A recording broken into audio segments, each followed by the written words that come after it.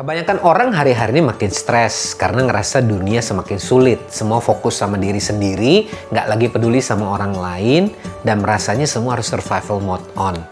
Roma 12 menuliskan, take your everyday ordinary life, your sleeping, eating, going to work, and walking around life and place it before God as an offering. Dari awal nggak pernah ada dua dunia, dunia spiritual dan dunia duniawi. Keduanya harusnya jalan bareng, Tuhan ada di sana. Memang ironisnya, semakin sedikit orang yang percaya bahwa Tuhan itu masih relevan, masih ada yang namanya pengharapan dan kasih. Karena di sisi yang lain, semakin banyak orang yang menyebut dirinya orang percaya, justru kehilangan rasa dan warna. Mereka nggak lagi jadi pengaruh dan dampak buat dunia ini. Sehingga orang nggak bisa melihat contoh. Tuhan mengasihi kita, makanya kita bisa mengasihi Dia. Kita harusnya menjadi influencers. Memperlihatkan kasih itu apa, memperlihatkan perubahan itu apa, sehingga orang lain bisa melihat dan kemudian berubah. Disinilah Transformation Church terpanggil. Endgame-nya to be transformed into God's image and empowered to transform the world. Lewat apa? Vehicle-nya, misinya. Empowering a generation of transformers to be the influence and impact for the world. Kita bersedia mau untuk diubahkan dan berubah menjadi transformers yang akhirnya menolong orang lain untuk juga bisa berubah. Disitulah dunia akhirnya akan melihat bahwa ada pengharapan dan Tuhan itu masih relevan lewat kesaksian hidup kita, lewat generasi transformer ini. Then the world will become a better place seperti yang Tuhan rindukan. So join us, join the movement, and be part of a generation of transformers in Transformation Church.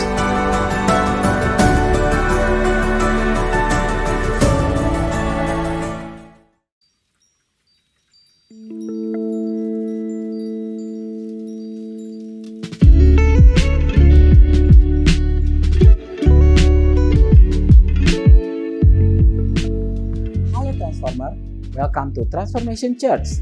Kami bersuka cita dapat menjumpai Anda di online Sunday Service hari ini. Doa kami, Anda sekeluarga senantiasa hidup dalam damai sejahtera, sehat, dan terus bertumbuh di dalam pengenalan kita yang benar akan Tuhan. Minggu ini, kita masih akan belajar dari tema di Oktober ini, yaitu Truth and Compassion. Kita akan diperlengkapi untuk mampu menghidupi budaya kerajaan Allah ini dalam kehidupan setiap kita.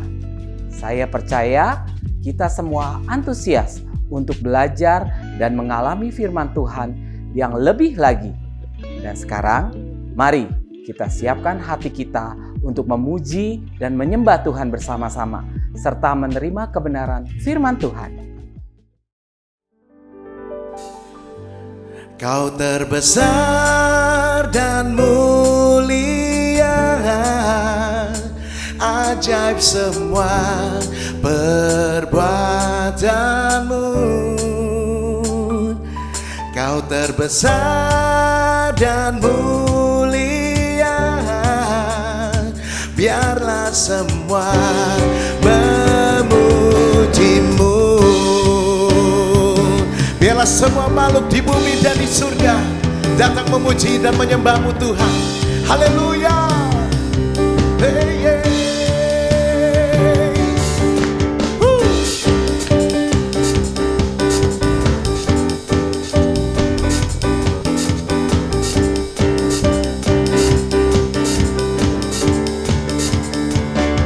Segenap hati aku memuji, segenap jiwa aku bernyanyi, karena Roh-Mu ada dalamku, Tuhan. Ku angkat tanganku memuji, ku angkat suara dan bernyanyi, karena Roh-Mu ada dalamku, Tuhan. Mari memuji, ungkapkan sukacita di hati. Kau terbesar dan mulia, ajaib semua perbuatanmu. Kau terbesar dan mulia, biarlah semua memujimu. Amin. Dengan segenap hati kami memuji-Mu Tuhan. Haleluya. Segenap hati aku memuji, segenap jiwa aku bernyanyi, karena Roh-Mu ada dalamku Tuhan. Ku angkat tanganku memuji, ku angkat suara dan bernyanyi, karena Roh-Mu ada dalamku Tuhan. Mari menari memuji, ungkapkan sukacita di hati. Kau terbesar dan mulia, ajaib semua perbuatanmu. Kau terbesar dan mulia, biarlah semua memuji-Mu. Kau terbesar dan mulia,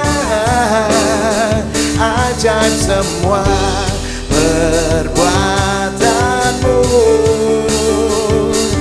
Kau terbesar dan mulia, biarlah semua memuji-Mu. Biarlah semua memuji-Mu. Biarlah semua memuji-Mu. Haleluya. Biarlah semua memuji-Mu Tuhan. Kami berkumpul di tempat ini, kami ada dimanapun kami berada. Kami hanya mau menaikkan pujian, melewati pujian, lewat nyanyian kami Tuhan. Haleluya.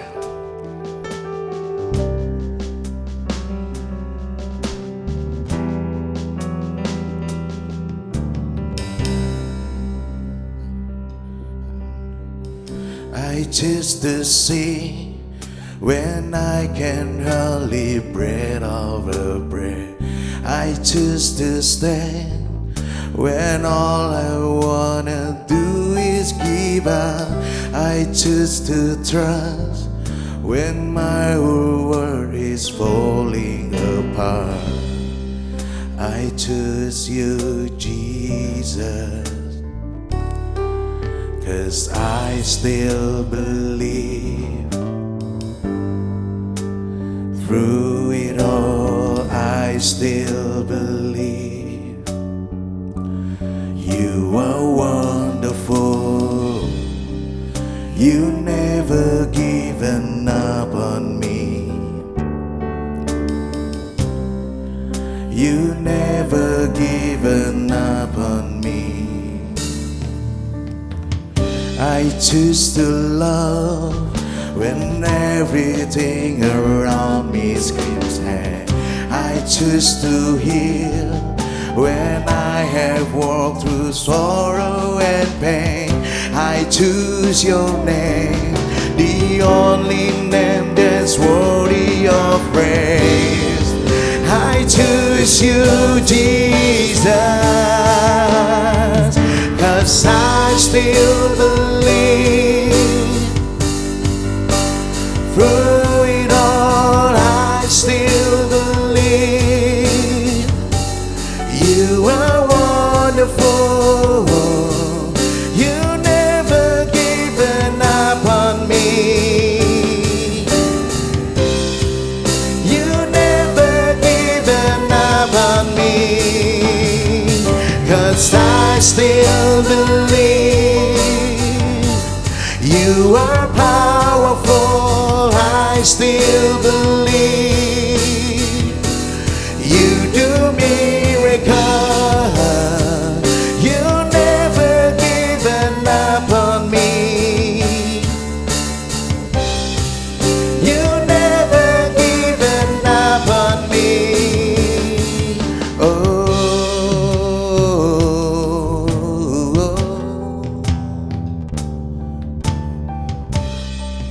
The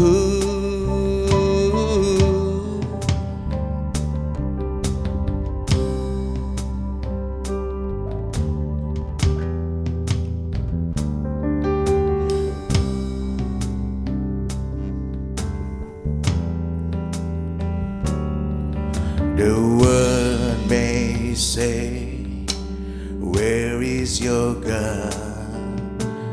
We will say, He's right here with us. The world may say, where is your God? Oh, we will say, He's right here with us. The world may say, where is your God? Oh, He will say, He's right here with us. The world may say, where is your God? Oh, we will say, He's right here with us. His name is Jesus. Jesus, His name is Jesus. Jesus, 'cause I still believe. Through it all, I still believe. You are wonderful. You've never given up on me, yes, Lord. You've never given up on me, oh, 'cause I still believe.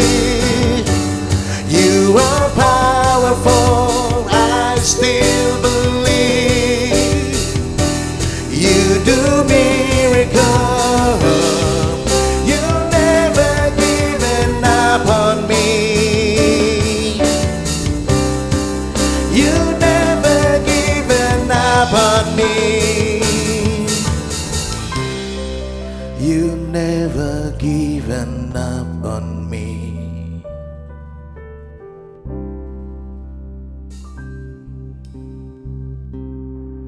Halo Transformers, senang sekali bisa kembali menjumpai Anda di online Sunday Service Transformation Church hari ini. Kita ada di minggu yang kedua di bulan Oktober masih dengan tema Truth and Compassion. Tema baru yang merupakan nilai-nilai budaya yang kita hidupi dan kita mau sama-sama bangun di dalam Transformation Church. Tentunya ini adalah sesuatu yang kita sendiri lihat dari teladan Yesus. Bagaimana setiap kali dia membawakan kebenaran firman Tuhan, ketika dia menjumpai bahkan begitu banyak jenis orang yang terluka, orang berdosa, orang yang mengalami keterikatan, dia menyampaikannya di dalam kasih, truth and compassion.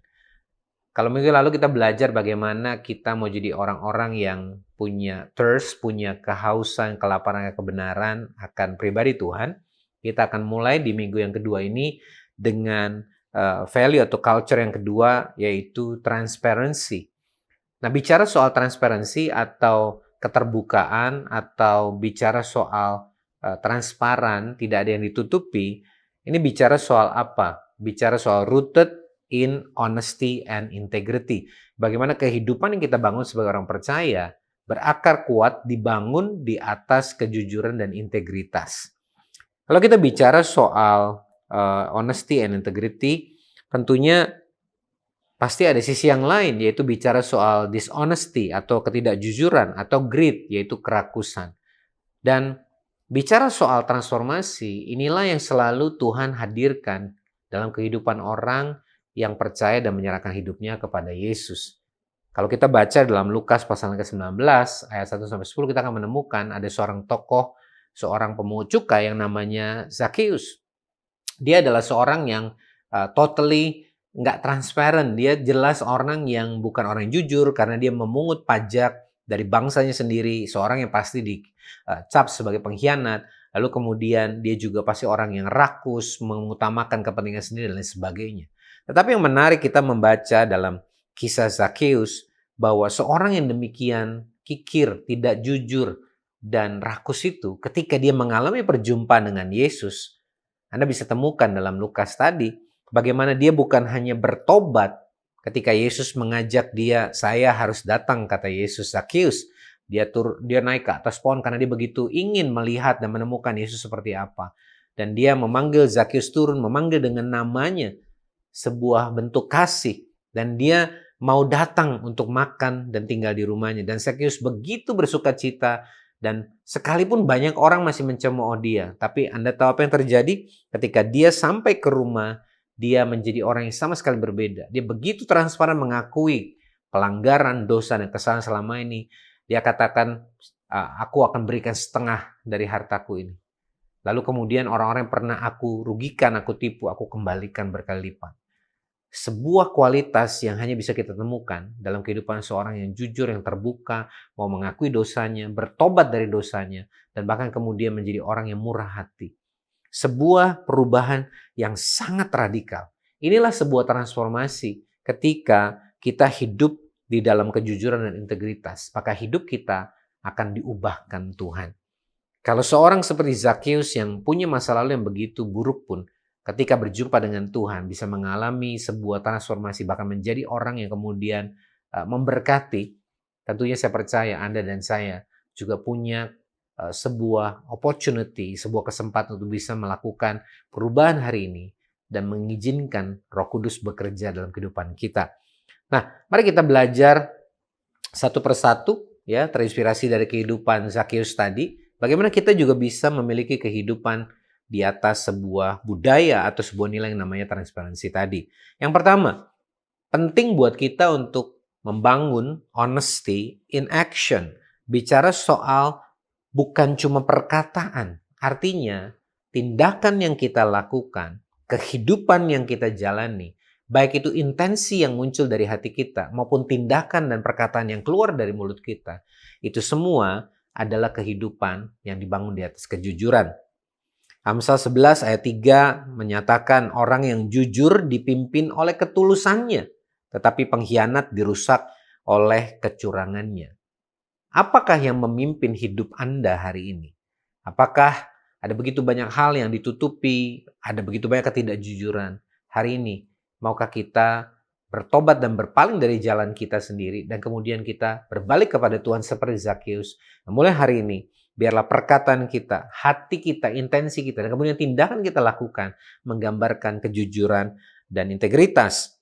Seperti yang Paulus ingatkan kepada jemaat di Efesus pasal 4 ayat 25. Karena itu buanglah dusta dan berkatalah benar seorang kepada yang lain. Karena kita adalah sesama anggota. Apalagi Paulus menekankan dalam kehidupan kita sebagai orang percaya, dalam gereja Tuhan, dalam tubuh Kristus, dalam komunitas. Pastikan kita menjadi orang-orang yang tidak menyimpan dusta, tidak menutupi pelanggaran, tetapi kita menjadi orang-orang yang mau berkata benar. Tentunya kita tahu, berkata benar bicara bukan 90%, bukan 70%, apalagi 50%. Tapi kita sampaikan dengan benar, karena kita mau punya kehidupan yang bukan hanya dalam perkataannya, tapi dalam tindakan dan keseharian kita jujur.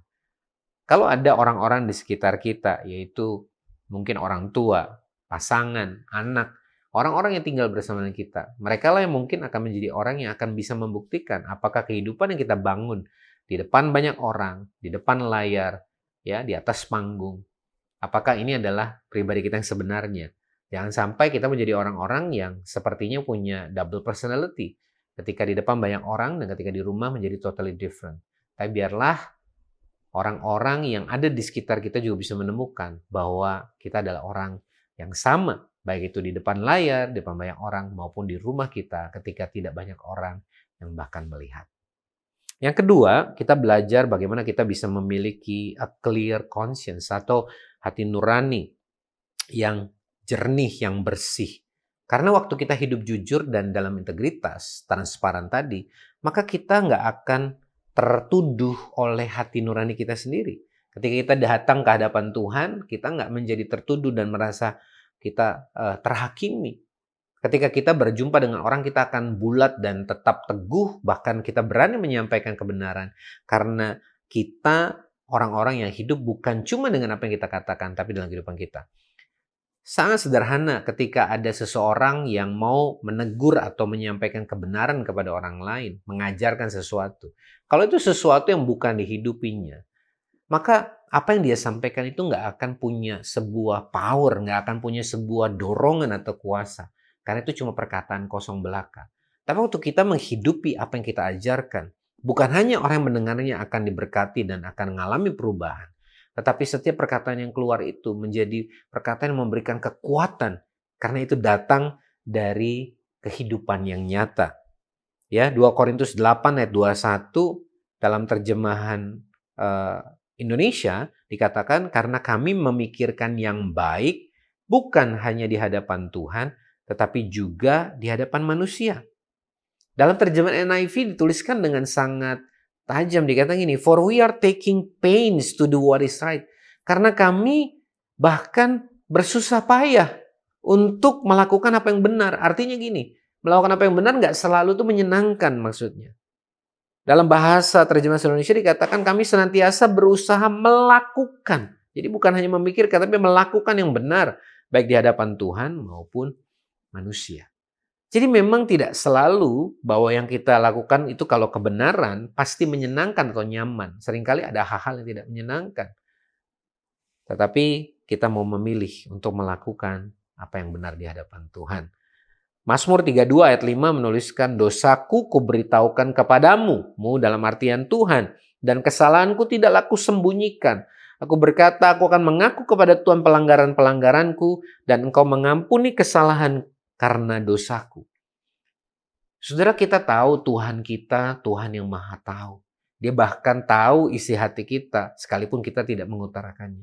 Tetapi saya percaya Tuhan adalah pribadi yang sangat menghargai hubungan, kejujuran, keapadaan kita di hadapan Tuhan. Sehingga waktu kita jatuh ke dalam dosa, kita bisa dengan penuh keyakinan kita datang kepada Tuhan, mengakui dosa kita, mengakui pelanggaran kita, bertobat, meminta ampun, dan kita tahu kasih-Nya tidak terbatas untuk mengasihi dan mengampuni setiap kita. Oleh karena itu saya mendorong, kalau ada di antara kita yang diingatkan hari ini juga akan pelanggaran, akan dosa, sesuatu yang tersembunyi dalam hati kita, maka mari kita mengambil sebuah komitmen dan tindakan. Hari ini yang pertama, berdoa datang kepada Tuhan, mengakui dosa kita, dan kemudian menyatakan pertobatan kita, minta pengampunan dosa kepada Tuhan, karena kita tahu Dia Allah yang penuh kasih dan mengampuni setiap kita. Dan tentunya akan baik kalau kita juga bisa datang kepada otoritas, pemimpin rohani, seorang kakak rohani, yang dewasa rohani, yang dimana kita juga bisa menyampaikan, supaya kita juga boleh didoakan, dikuatkan. Bukankah firman Tuhan mengingatkan kita untuk kita saling mendoakan, saling menguatkan. Ada amin? Yang ketiga, ketika kita hidup dalam sebuah transparansi atau kejujuran kebenaran, maka yang ketiga yang terjadi apa? Your life will be shining. Hidupmu akan bersinar. So let your light shine. Firman Tuhan katakan, kamulah terang dunia. Ya, waktu kita hidup dalam sebuah ketransparanan, kita akan menunjukkan atau mendemonstrasikan kebaikan dan kebenaran Kristus itu lewat kehidupan kita. Matius 5 ayat 16 ya, dituliskan dengan sangat jelas. Demikianlah hendaknya terangmu bercahaya di depan orang. Supaya apa? Mereka melihat perbuatanmu yang baik dan memuliakan Bapamu yang di surga. Artinya waktu kita hidup jujur, hidup dalam transparansi, hidup dalam integritas, orang akan melihat kualitas itu dalam kehidupan kita ketika kita melakukan pekerjaan yang baik, yang benar. Sehingga mereka tahu ini bukan karena kita semata, tetapi karena siapa yang ada dalam diri kita, yaitu Yesus Bapa kita, yang memampukan kita untuk hidup dalam kebenaran dan memilih untuk melakukan apa yang benar di mata Tuhan. Sehingga orang akan melihat pribadi Bapa itu dalam hidup kita. Ya, 1 Petrus 2:12 bahkan mengingatkan, pada saat itu orang Israel hidup di tengah-tengah banyak orang yang bahkan belum percaya. Dan Petrus mengingatkan, milikilah cara hidup yang baik di tengah-tengah bangsa-bangsa bukan Yahudi. Jadi, jangan sampai kita justru yang terbawa pengaruh, tapi kita harus tetap stand out, kita melakukan apa yang benar sekalipun berbeda dengan banyak orang.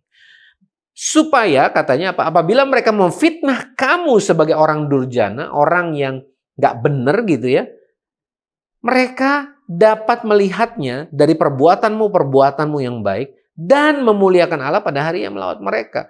Artinya apa? Bahwa akan tiba waktunya di mana ketika Tuhan akan menyingkapkan Kebenaran tidak akan pernah tersembunyi. Apa yang disimpan dalam kegelapan akan dinyatakan dalam terang. Kalau kita menjalani kehidupan kita dalam kebenaran, maka orang pada akhirnya akan melihat dan menyadarinya. Ada satu statement yang saya pernah ingat, kalau saya nggak salah ini muncul dalam salah satu buku kepemimpinan, dikatakan gini, bahwa kebenaran itu tidak perlu dibuktikan. Ia akan membuktikan dirinya sendiri. Kadang-kadang kita terlalu put a lot of effort, terlalu berusaha keras dengan kekuatan kita, membuktikan kebenaran, membuktikan diri sendiri. Sehingga akhirnya bukan lagi bicara soal kebenaran, tapi yang penting jadi seolah-olah kita nggak mau kelihatan salah. Padahal sesuatu yang sifatnya benar, kebenaran, Anda dan saya nggak perlu khawatir. Pada akhirnya kebenaran pasti terbukti, kebenaran pasti akan dinyatakan. Sebabnya firman Tuhan mengingatkan kita, sekalipun kita hidup di tengah-tengah ketidakbenaran, sekalipun kita hidup di dunia ini banyak pemahaman, maksud saya kepercayaan yang salah, ingat baik-baik. Jangan membenarkan apa yang biasa. Ya. Membenarkan apa yang biasa artinya apa? Karena semua orang lakukan. Karena ini biasa dilakukan. Ya sudahlah, kita juga lakukan saja. Toh semua orang lakukan. Tapi ingat, yang benar adalah membenarkan, membiasakan apa yang benar. Jadi jangan membenarkan apa yang biasa, tapi biasakan apa yang benar. Kalau itu kebenaran, biasakan itu, lakukan itu, pilih itu, sekalipun itu bukan pilihan banyakkan orang. Amin. Yang keempat, sekaligus poin terakhir yang saya ingin sampaikan hari ini adalah bicara pentingnya pengampunan dalam kehidupan kita. The power of forgiveness. Apa hubungannya kejujuran, transparansi, integritas dengan pengampunan? Karena waktu kita transparan, jujur, kita sedang menyatakan diri terbuka di hadapan Tuhan. Bukan kita semua menyadari bahwa kita punya kesalahan, pelanggaran, dan kekurangan, dan kelemahan. Tapi setiap kali kita datang mengakui dosa kita, Tuhan setia dan adil, Dia mengampuni. Bahkan kata firman Tuhan, Dia membuang dosa kita sejauh timur dari barat. Dia melupakan dan membuang dosa kita. Kenapa? Karena yang Dia lihat adalah pribadinya dalam hidup kita.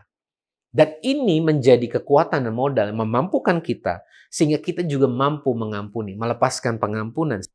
Sama seperti Kristus sudah mengampuni kita. Hari ini kita belajar untuk kita juga mengampuni yang lain yang bersalah kepada kita. Kita percaya bahwa kehidupan yang dibangun dalam kejujuran dan kebenaran akan memberikan kita kekuatan dan kemampuan untuk bisa mengampuni. Kolose 3:13 sebuah reminder buat kita semua, sabarlah kamu seorang terhadap yang lain dan ampunilah seorang akan yang lain.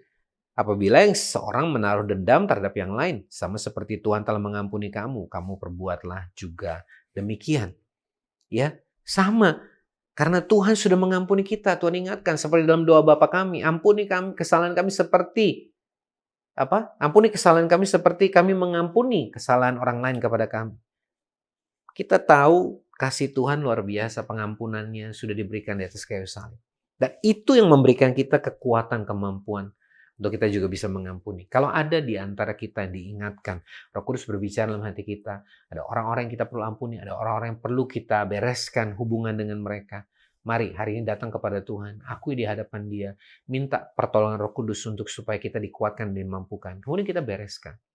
Kita sampaikan kepada orang-orang ini, maafkan saya kalau saya pernah menaruh benci, kemarahan kepada kamu. Maukah kamu memaafkan saya?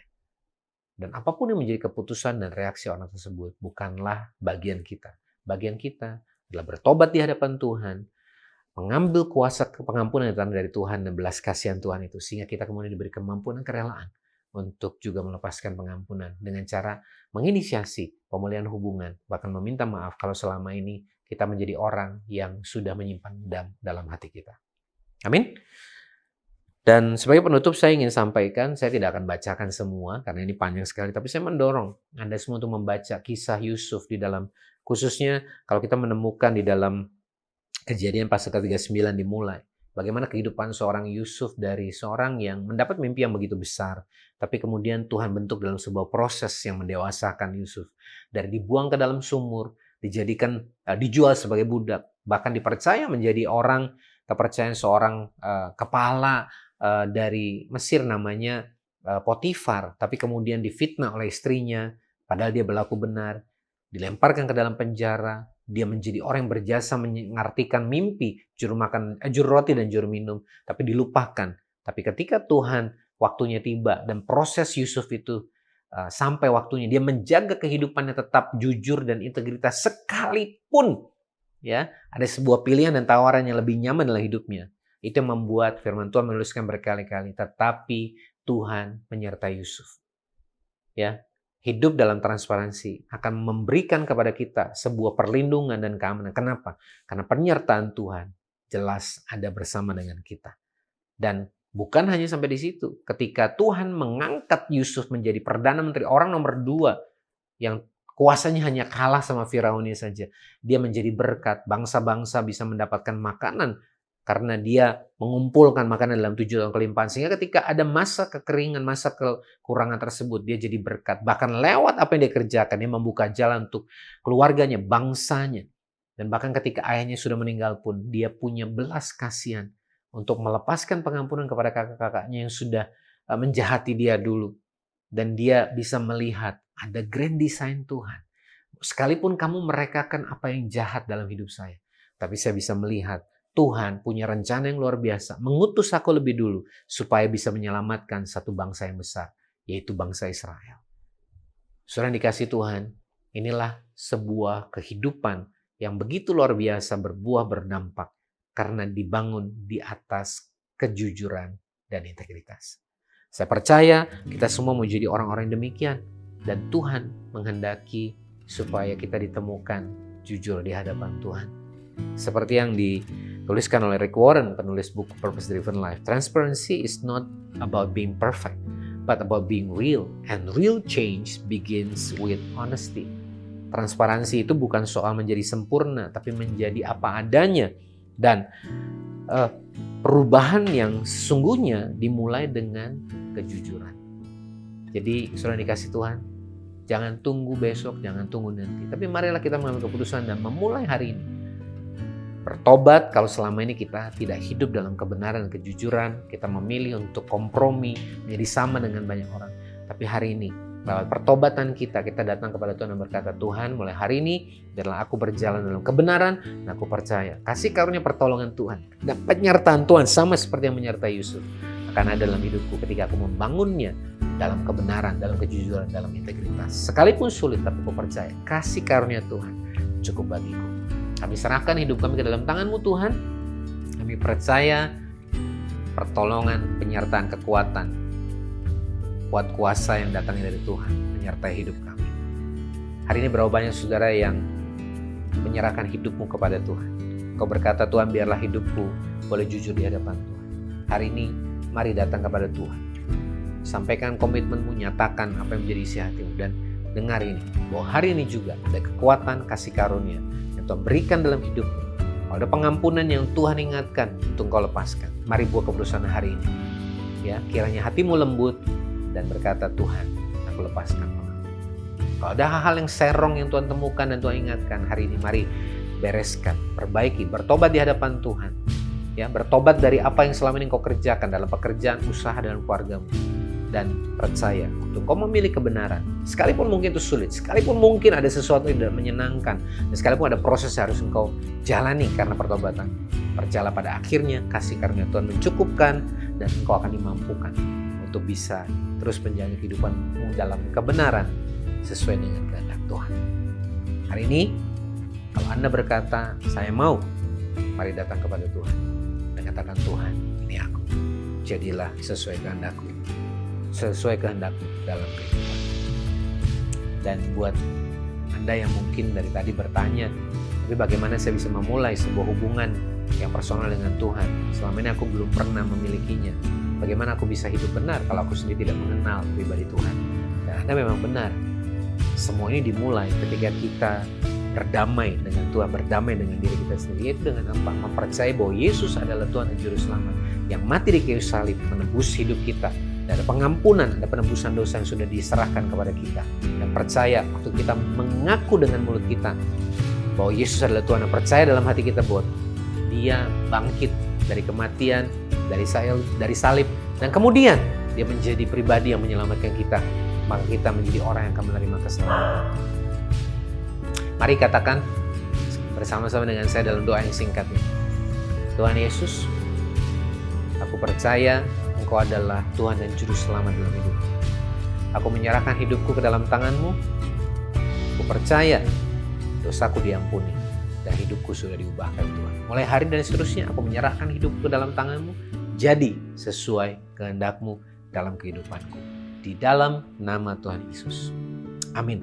Nah, kalau itu adalah doa Anda hari ini, welcome to your new beginning. Congratulations, ini adalah sebuah awal yang baru dan kau akan melihat pertolongan kuat kuasa kasih karunia Tuhan yang bahkan selama ini ya sudah begitu luar biasa mengasihimu, akan terus memperlengkapi, memampukanmu sehingga dalam perjalananmu kau akan menjadi orang yang bukan hanya diubahkan, diberkati, tapi kau menjadi orang-orang yang juga akan membawa kuasa perubahan itu dalam kehidupan orang di sekitarmu dan bahkan banyak orang yang boleh diberkati oleh karena kehadiran. Kami serahkan semua kami ke dalam tangan-Mu Tuhan, firman-Mu sudah diberitakan, biarlah kami menjadi orang-orang yang bukan hanya setia dalam mendengarnya, tapi setia dan taat untuk melakukannya. Di dalam nama Yesus, kami sudah berdoa dan mengucap syukur. Dan setiap kita percaya, kita mengambil keputusan hari ini untuk mengikuti Tuhan dengan kehendaknya, kita sama-sama katakan, amin. Praise the Lord. Thank you Pastor Bambang untuk sharing dan pengajaran firman Tuhan yang sudah dibagikan. Dan saya percaya sudah memberkati kita semua. Anda dapat membagikan link video ini dan juga insight yang Anda dapatkan hari ini kepada sahabat dan keluarga, supaya mereka juga dapat diberkati dan terus mengalami pertumbuhan di dalam Tuhan. Anda juga dapat memfollow Instagram @transform.indonesia dan subscribe YouTube channel Transformation Church Indonesia. Bagi Anda yang rindu untuk beribadah bersama-sama, ibadah onsite TC diadakan setiap hari Minggu pukul 10 di Alam Sutra. TC Kids Service juga diadakan di waktu yang sama. Anda dapat mengirim DM ke Instagram TC atau visit website TC di www.transformationchurch.id untuk mendapatkan informasi lebih lanjut. Anda juga dapat menyampaikan persembahan melalui rekening berikut ini. Sekarang, sebelum kita mengakhiri online Sunday Service hari ini, mari sekali lagi kita memuji dan menyembah Tuhan bersama-sama.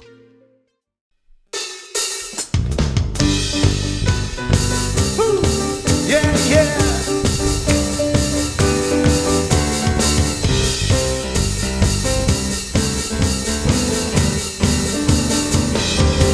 Kau terbesar dan mulia, ajaib semua perbuatanmu. Kau terbesar dan mulia, biarlah semua memujimu. Kau terbesar dan mulia, ajaib semua perbuatanmu. Kau terbesar dan mulia, biarlah semua memujimu. Biarlah semua memujimu. Biarlah semua memujimu.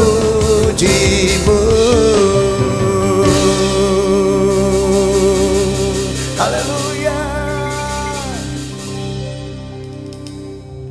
Puji Tuhan, saya percaya kita semua hari ini boleh mengalami perjumpaan secara pribadi dengan kasih kuasa dan kebenaran firman Tuhan. Lewat worship, lewat firman Tuhan. Hari ini biarlah kita mengambil keputusan untuk hidup benar, hidup dalam kejujuran, hidup dalam integritas sebagaimana kehendak Tuhan. Biarlah transparansi adalah sesuatu yang Tuhan akan temukan dalam kehidupan kita dan menjadi salah satu pilar budaya kerajaan Allah yang kita hidupi. Sebelum kita mengakhiri ibadah online kita hari ini, mari arahkan hatimu kepada Tuhan dan terimalah berkat yang terbaik dari Bapa Surgawi, cinta kasih dari Yesus Kristus, pertolongan, kuasa dan penyertaan Roh Kudus ada dalam kehidupanmu hari ini dan bahkan untuk seterusnya. Dan bila kita menjadi orang-orang yang ditemukan, hidup dalam kebenaran dan hidup dalam integritas, hidup dalam kejujuran sebagaimana kehendak Tuhan, dan kasih karunia Tuhan mencukupkan kita semua. Di dalam nama Tuhan Yesus, Dan setiap kita yang percaya, kita sama-sama katakan, amin. Tuhan Yesus memberkati, and happy Sunday.